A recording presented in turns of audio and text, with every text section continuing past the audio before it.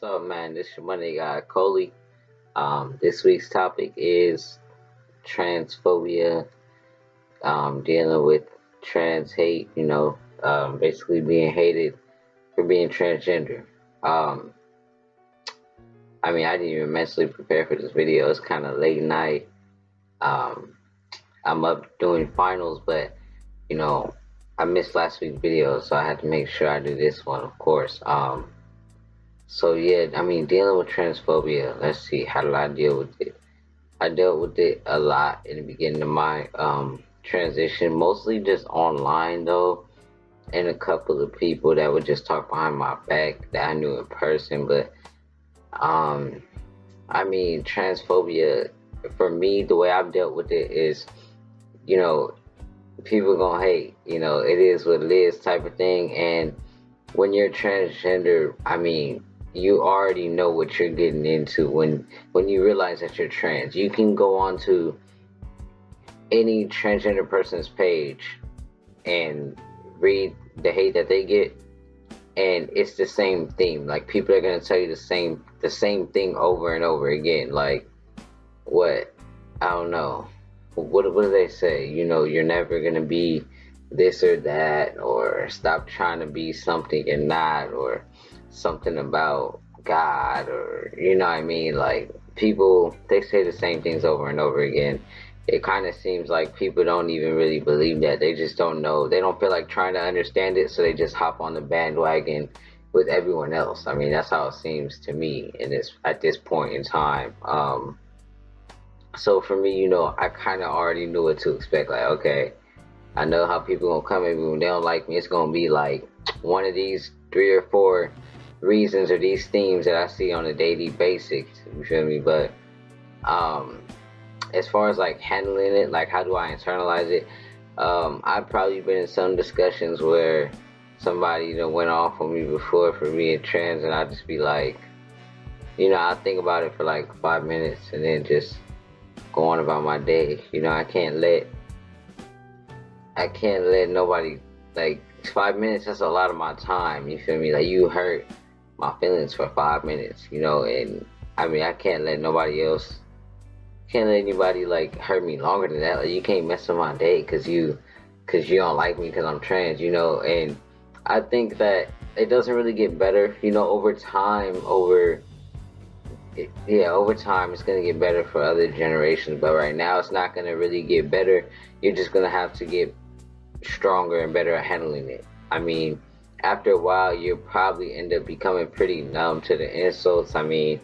Especially like when you're preparing mentally. For me, the preparation for this transition was really mental. I had to be ready to take on society and what they were gonna say. So when I got those type of insults, it was like, okay, that's cool, but that comes with the stuff that I don't want to, keep repeating myself and over preaching what I believe in. But it does come, handling transphobia and people rejecting you does come with that self-development, because for me, it's gotten to the point where I love myself. So I'm just like, okay, cool, like, I know myself. Like, if you tell me that I'm never going to be a man, or I'm not this, like, I know who I am. Like, what you say doesn't define me, you feel me? I know where I stand with my faith. You can't challenge that. Like, this is, it's set in stone, it's concrete. Some outsider that just doesn't feel like trying to understand who I am as a person, trying to learn more, and just completely rejects it. How can they alter how I think about myself? Like, and when you get that type of security, and that type of self-love, you're able to just kind of, it's just like, it just kind of hits you and bounces off.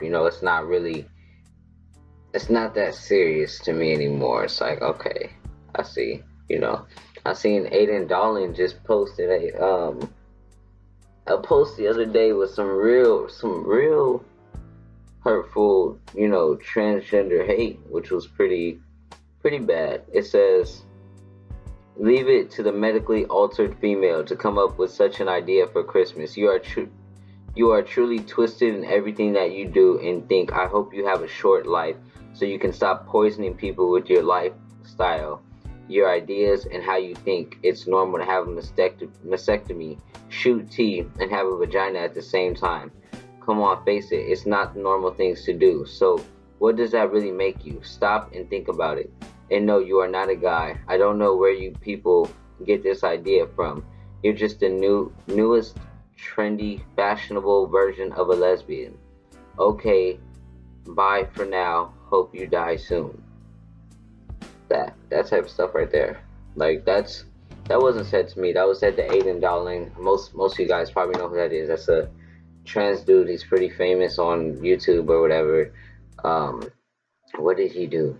He has a he was on the Men's Health magazine and he has his own clothing thing.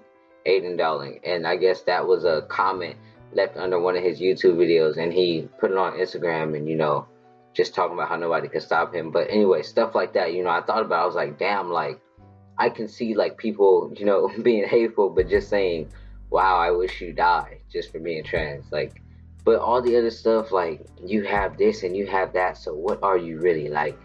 Somebody challenging who I am. It's just like, you can try. It's not gonna change the fact that I am who I am. You feel me? How to handle that? First of all, just realize that not everybody gonna like you. Just point blank and accept it. That's you can't please everybody. And if you were the most likable thing in America, you can't please everybody. So there is no most likable thing. But if you was straight and cisgender, not everybody's gonna like you. We know that. So it's like that's just a fact in life. It's just like, okay, let me internalize that. Take that in, take a deep breath. All right, I'm cool with that. You don't like me, I'm cool. Have a relationship with yourself. So, and you go through things on your days and you ain't got nobody to talk to, guess who you could talk to? Yourself. You could just comfort yourself and understand yourself so that you don't fuck around. Excuse my language. So that you don't self-destruct. You feel me? You can have a seat somewhere quiet, and alone, and just kind of analyze how you're feeling and analyze why you feel that way. Reflect on the moment. Try to take a lesson from it so that next time it won't hit you as hard. That's what I did. Reflection in this transition. If you don't have one now, if you're pre-T or even if you're into your transition, I think it's important to do a journal. Keep track of your progress as a person and being able to handle these encounters. You'd be surprised looking back at, just some months ago and reading your entries and be like, wow, I've grown so much. You can give yourself props for that. Or, wow, I still act this way and it's been this long. Like, I need to really work on that. You just freely write. And then when you reread it, you're like, okay, I didn't even know I was feeling like that. But you got it all on paper. I would recommend journaling. I do it. It's important for the transition, but it's also just important for success in general. Another thing, what else do I feel? Another thing is like when somebody's insulting you, like, try your best. I notice a lot of things about the LGBT community, like we're always under attack, and I get that, but because people, are always so negative, I guess, towards us, we tend to be very defensive, and that's something that I've completely gone away from. I try to be as patient as possible with people that do not understand. And in the LGBT community, it's like words, like you can't say shit. And like for me, that's the reason that I can't get too deep into the culture, because I don't really believe in that. There's a lot of censorship in the community, where it's like you really can't even ask any questions to anybody about things. And if they can't ask you questions or barely say 2 words to you without you, getting all of your feelings, and how are we supposed to explain it to people? How are they going to understand? So I think that it's important to try not to get defensive. I had a situation, I'm not sure if I told the story, but I'm not trying to take too much of your time, but I had a situation basically this semester where I had a friend, he didn't know I was trans, and we were really cool, and then one night, he's from another country, so I asked him about, how do they handle LGBT people and stuff, and he was like, man, they're disgusting, blah blah blah. I was like, what about trans folk? He was like, yeah, that's nasty. I don't know how they act like that, blah blah. And I ended up coming out to him that night, and it was just me and him outside, dark as hell. And I was like, well, I'm trans and blah blah blah. And I just started to, like, he was saying that we were just sick minded, that we were corrupted and brought up this way, that it wasn't normal, it doesn't happen to other species, which is wrong, it happens in animals and everything. But yeah, he was just saying all that, and I was just like, I'm trans, and I just explained it to him. And at that moment, I think the biggest thing I took away from it was my level of growth, because while he was insulting me and my community, I never felt any type of like hate. I didn't feel angry. I didn't feel ashamed. I was just sitting there like, okay, well, let me be patient, and let me try to help him with his understanding of these people that he really doesn't get. And just, I would say that perspective right there, you don't have to defend yourself like every time. Sometimes it can be a teaching experience.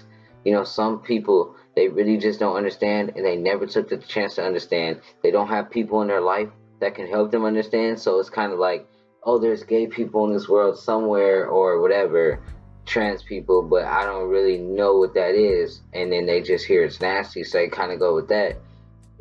Try to explain it. You can change somebody's perspective. And since that day, me and him have been cool the rest of the semester. And it's never been an issue after that. And that's something, that's one experience where I'm like, okay, this is why I don't get defenses. Like, I could have popped off, but I didn't.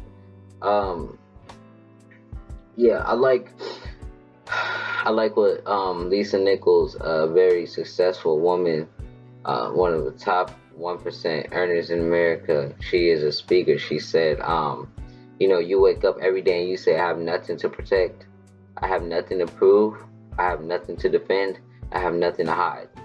Those 4 things: nothing to prove, protect, hide, or defend. And those 4 things right there, when she said that, I was like, wait, what? You really got to take it in, though. When you go out in public and you try to craft yourself, or when you step out the door of your house, what are you walking out trying to protect? Like, what are you so defensive about? That's genuinely you. Is it like that you're sensitive? What are you trying to prove? That you're manly? You feel me? What are you hiding about yourself that you don't need to hide? What was the other thing? Yeah, what are you protecting, trying to prove, trying to defend, trying to hide? Those things right there. If you can get yourself comfortable enough with yourself where you can walk out and not feel like you don't have to do anything, you don't have to protect anything from who you are, you don't have to hide it, you don't have to prove it, you don't have to defend it. Now, if you're thinking I'm crazy right now, you're probably not understanding the deepness of what I'm saying. I'm not saying don't protect yourself. I'm not saying don't defend yourself. By all means, you should. But I'm saying that when you go into social settings, when you're being you, creating yourself, don't try to hide things that are generally you. Don't feel like when you walk out that door because you're a trans man, you gotta go do something hella extra that's out of character to prove that you're a man. That's what I'm talking about. You feel me?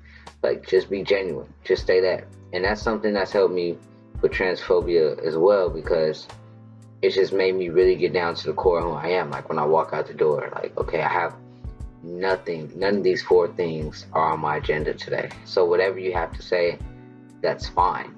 But I don't have to, I don't have to do anything to please you, to make you think any better of me. I think highly of myself. If you like me, that's cool too. But, mine counts first, and that's all I need. You feel me? She also said, I woke up today and I like myself, so your like is extra. You know what I'm saying? So I was like, I like that, so I started, waking up and liking myself. Loving myself, and, whoever else loves me or likes me, that's extra. But I started with me today, so I got the one like I needed to be happy, and that's all I need. Yeah, I'm just gonna cut it off right there. I could talk for days about this. Y'all already know. So, yeah, thank you for watching my video. I apologize that it's 12 o'clock in the morning, but it's finals week. So yeah. But yeah, this your Monday guy, Coley. I'm signing out, and I will see you guys. I'm not sure if it's next week, so I will see you guys next time we post. Thank you for watching. I appreciate y'all. Y'all have a good time, man. Merry Christmas. Happy holidays.